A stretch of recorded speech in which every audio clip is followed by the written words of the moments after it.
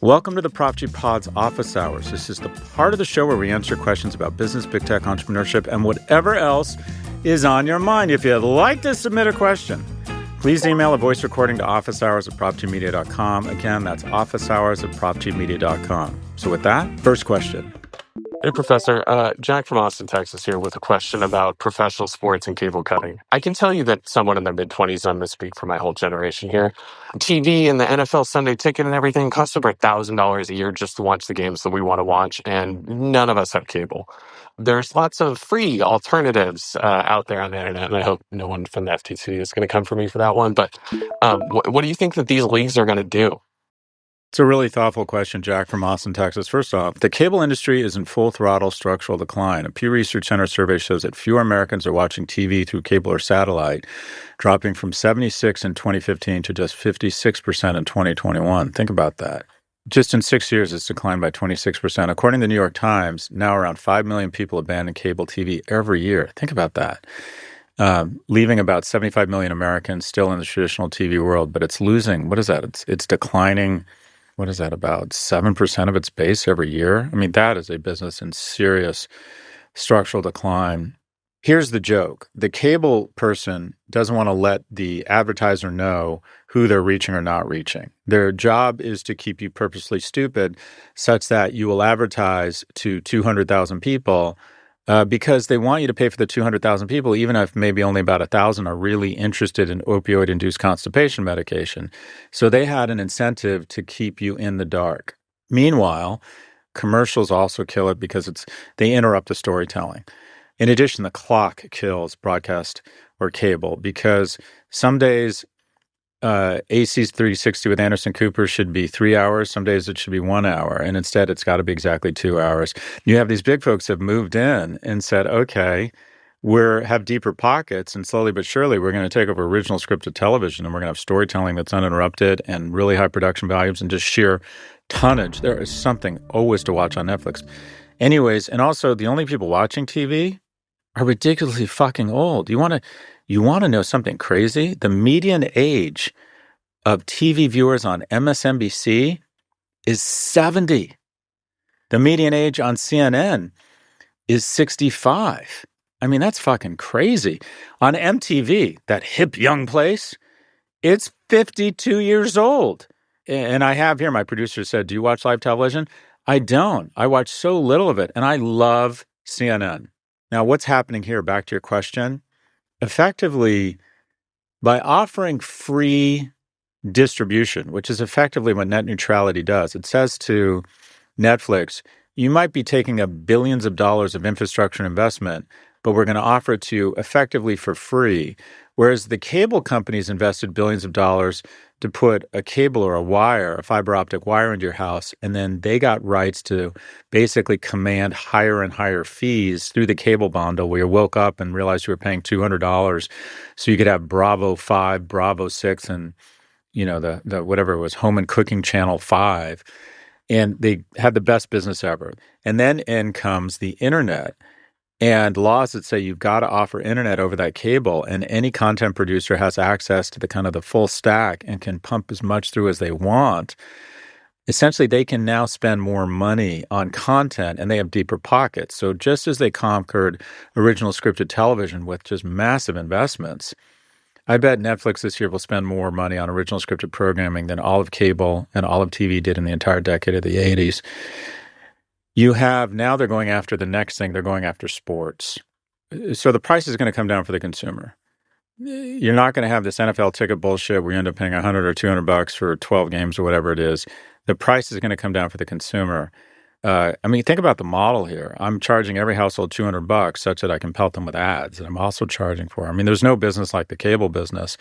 I think the big losers here are going to, again, be ad-supported cable who spend a ton of money to buy these franchise live events and are no longer going to be able to justify those payments because more and more people are watching it for free.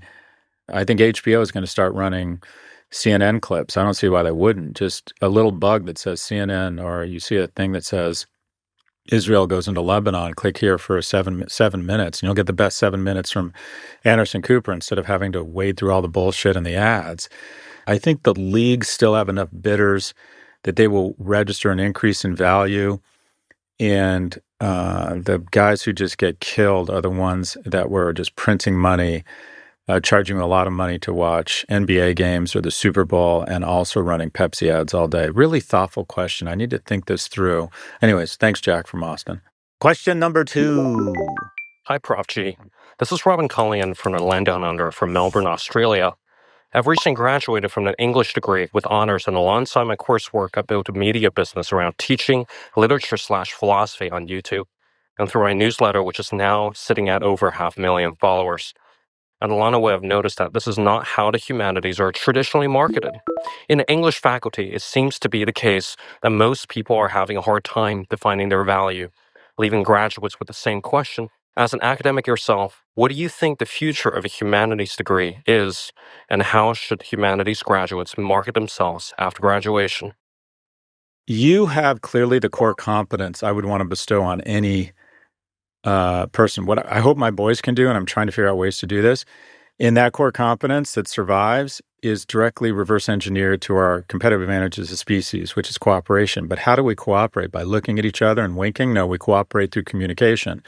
So storytellers are key to the species' survival. And by the way, the greatest or the easiest example of how powerful storytelling is, if you're in the mating market, especially as a dude, and you can make someone laugh, you're going to procreate. That is storytelling.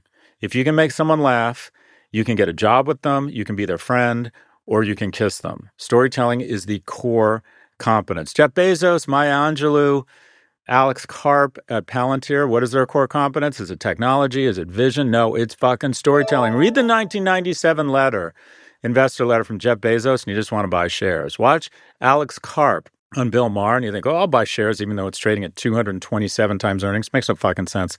That company's overvalued. Storytelling is the core competence, and your ability to weaponize and understand new mediums, and obviously you have a good gift of gab, is just incredibly powerful. So what would I hope for anyone in humanities? Look at a sector that you think has some sort of relevance to relationships or the markets or personal or family dynamics and become a great storyteller. And more importantly, once you figure out how to become a great communicator, and by the way, there's a ton of mediums. I teach this in my class. Pick a medium and commit to being the top 1% in that medium.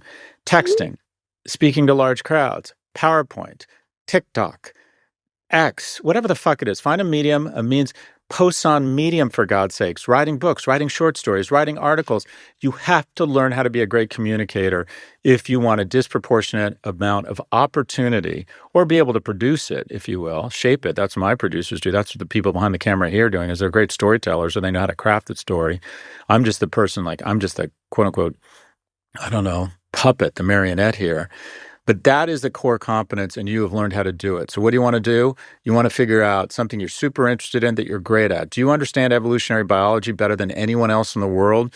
Do you understand the intersection between human capital and the workplace? Do you understand organizational behavior? Whatever it is, do you understand the correlation or the relevance of the gods or Greece or ancient Greece or the Stoics? Also, I do think academia is underrated as a career.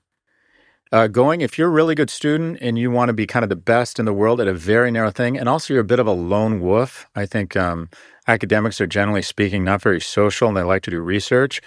I think academia is a fantastic profession, a ton of flexibility. You get to be on campus, which is a wonderful place. You get to be around young people, which is inspiring. And your job is just to damage the muscle in between the ears of a young person such that it grows back stronger. I think it is a noble mission. It can also be quite good money if you're really good at it. There's always a way to make money in storytelling. You got to figure out your medium. Academia is a great career. I wouldn't be scared off by the humanities, and you are a fantastic role model for your colleagues. Whatever they go into, if you don't have the ability to communicate it in a compelling fashion, whether it's to your students, to your readers, to subscribers of magazines, to book buyers, to people on TikTok, you're not going to get very far regardless of how knowledgeable you are. It's about storytelling. Really appreciate the question. We have one quick break before our final question. Stay with us.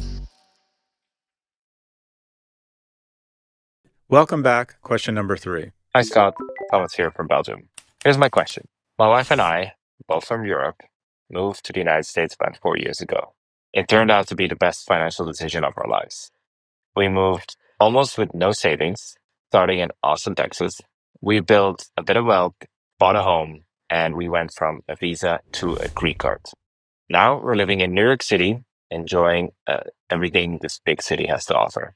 While we're planning to move to Europe at some point to be closer to our family, we now have the option to potentially become US citizens. I'm curious, given the tax implications and the potential lifelong impact, do you think it's worth pursuing US citizenship as a hedge for world economy and the benefits of a second passport? Thomas from Belgium. First off, congratulations. And what makes America great is that really impressive people who are willing to take risks continue to come to the United States. That is the secret sauce. And I'm glad that it's paying off for you. I've always said, I've basically been molesting the earth for the last 30 years. What does that mean? I was always in the services business, meaning that if the CMO of Samsung wanted me to come present to, management, I'd be like, sure, I can do that. And I'd be on a plane the next day for Seoul. Or Audi was my biggest client when I started a strategy firm at the age of 26 in my second year in business school. And when Audi would call and say, hey, would you like to come talk about? Oh, of course I do. So I get on a plane for fucking Ingolstadt, Germany. I feel as if I have a decent sense of different cities and different countries around the world. And my reductive analysis, what it all distills down to, my assessment of the world, the U.S. is the best place to make money. Europe is the best place to spend it. So while you're still trying to make progress, you're in your earning years, you're in your making years, not your spending years. I say don't leave the U.S. Now, as it relates to being a citizen, there's some real benefits, and I immediately want to pound my chest and say congratulations. And having U.S. citizenship is an unbelievable asset. Go for it. There are some benefits: voting rights and political participation. According to Pew Research, naturalized citizens make up about 10% of the U.S. electorate. Unrestricted right to live and work in the U.S. You can't underestimate that. I know so many people. The INS, our immigration department, quite frankly, is just exceptionally crude and aggressive and makes a lot of people's lives who are trying to do it legally miserable. It does not do a good job of rewarding the people trying to play by the rules and does a totally ineffective job of undocumented workers, who, by the way, are the most profitable part of immigration. What would I do? Look, I'm not going to tell you not to become an American citizen. What I would suggest, though, there's one big asterisk here, and that is the thing about the U.S. is that U.S. taxes will follow you everywhere for the rest of your life. What do I mean by that? Say your wife is German and you become a U.S. citizen, but she does not. Or say you manage to figure out a way to stay on resident non-dom visas or whatever in the U.S., and you decide to move to Dubai one day where there are no taxes. If I move to Dubai, I continue to pay U.S. federal income tax. You might not as Belgian citizens. So what am I suggesting? You are the secret sauce to our success. I'm not going to get in the way or discourage you from becoming an American citizen. The only thing I will say is that there are sometimes some benefits to not being a U.S. citizen should you decide to move to a Hong Kong or a Dubai that has 0% tax rate to take advantage of those types of low tax rates. Because once you're a U.S. citizen, in exchange for the unbelievable prosperity, rule of law, and great nightlife that the U.S. offers, U.S. taxes are going to follow you everywhere. I feel really shitty pointing this out because the U.S. needs a strong tax base, but I would probably just check in with a talented tax person before both of you hit the bid and become citizens. Having said that, there is no passport, there is no citizenship that is more powerful and is more noble and does more for the world than American citizenship. That's all for this episode. If you'd like to submit a question, please email a voice recording to officehours@profgmedia.com. Again, that's officehours@profgmedia.com.